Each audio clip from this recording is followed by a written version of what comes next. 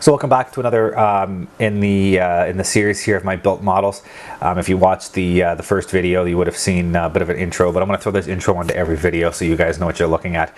And basically, I'm going to be going over most of these models behind me. I completed before I had the YouTube channel started, so I'm going to be going through these bit by bit, quick little 5-minute videos, so you guys can take a look at the videos I've built. I'll talk about the model, some of the issues I had building it, how I liked or did not like that kit, and then some of the aftermarket, if there is any type of resin or aftermarket decals I used on the kit. And then at the very end, I'll throw up some pictures of the completed model so you guys can get a good view of what all these look like and what I went into, because there has been some interest. I've heard from you guys that you do want to see some more of these, and not all of them are going to have full up build logs. So you know, I can't do product reviews, I can't do anything on these ones that are built, so those are going to be included in these videos. So any of this series in this playlist, that's what it's going to be. So please don't come in here thinking you're going to get a full build log. So yeah, stay tuned. I will eventually have all of these videos done, and I'll have them all released. So stay tuned. And as always, my name is Sean, and this is Sean's Aviation.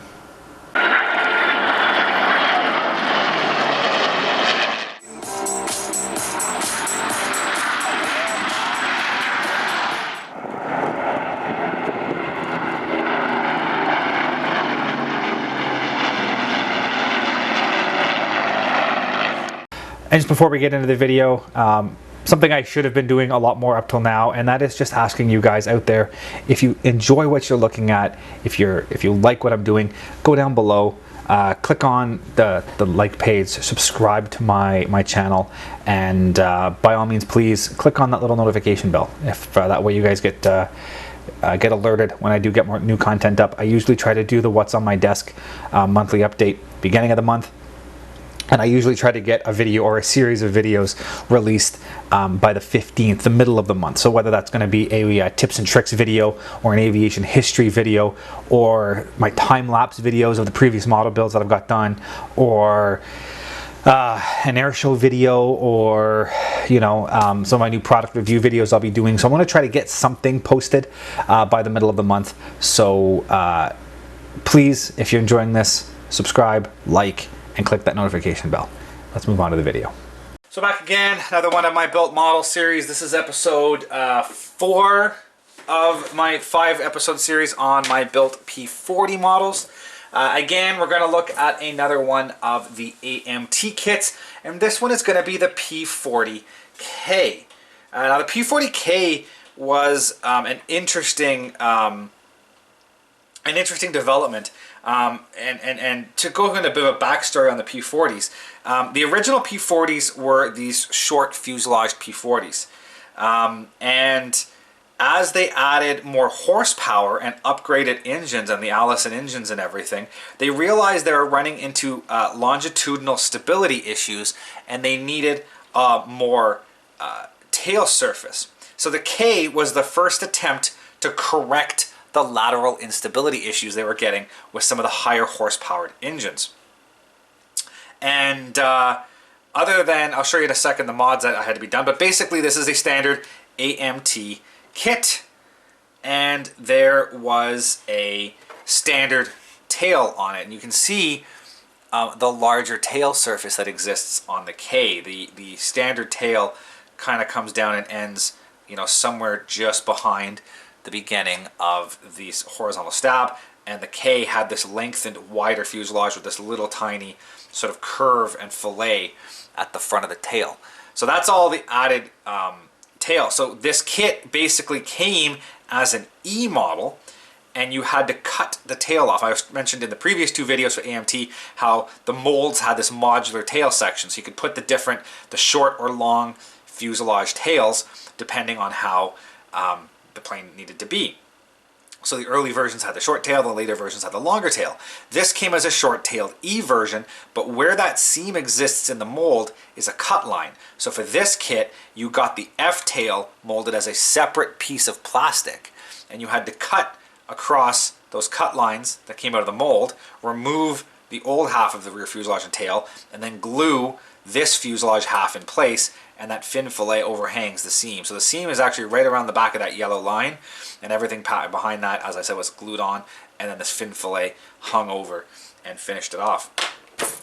So the K model was the first attempt to fix that issue. And you've seen it with, if you haven't, there's a link above to take a look at my P40L, which I just showed, F/L, which I just showed in the previous video to this. You can take a look and see the long tail. And then the episode after this, the P40N, I'll go into some more detail about how the long extension worked. They just moved the vertical stabilizer back about a foot and gave it that extra leverage it needed to fix the problem.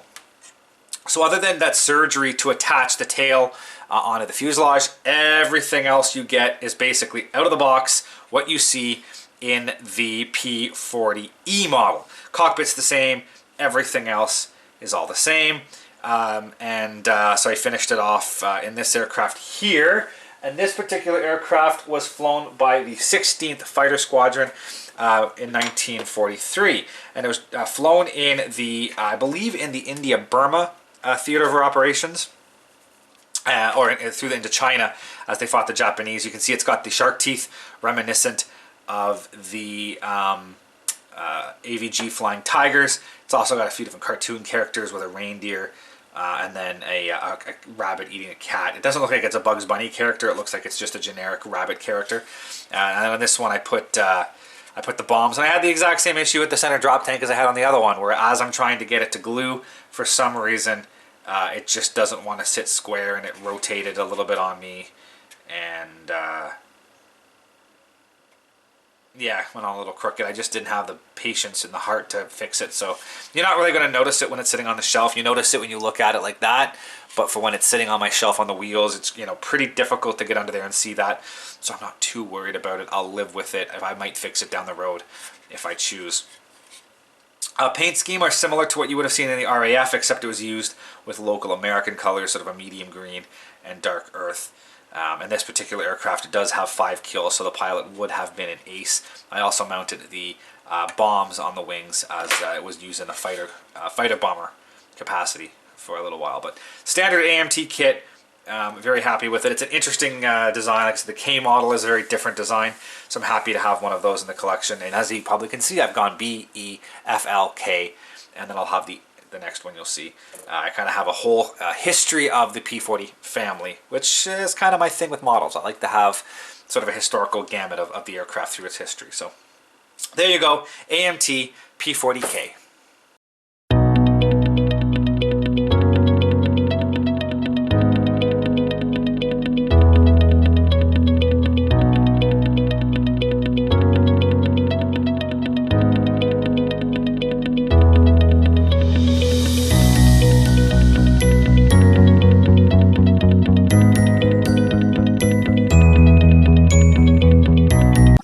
Thank you for watching, guys, and as always, if you are interested in any of the content you see, you can access my website at www.seans-aviation.com. You can see all the latest pictures of aircraft and museums and the build logs of all of my current models and past models on that site. And if you're interested in any of this content, please click the subscribe button here on YouTube to follow more. Thank you very much, and see you guys next time.